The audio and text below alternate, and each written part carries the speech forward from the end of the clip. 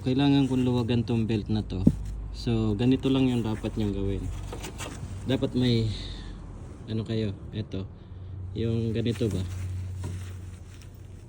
number 14 siya kasi doon tayo sa baba.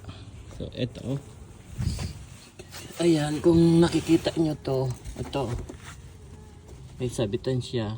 Ayan yan, kung nakikita nyo yan, yan. So ito-twist nyo lang siya ng ganon. Ayan, maluwag na siya. So saka matatanggalin. So saglit kasi hindi ko ano ng camera eh. Ayan na, natanggal ko na. So ito yung belt na sinasabi ko, kung tatanggal kayo ng belt. So ito na siya.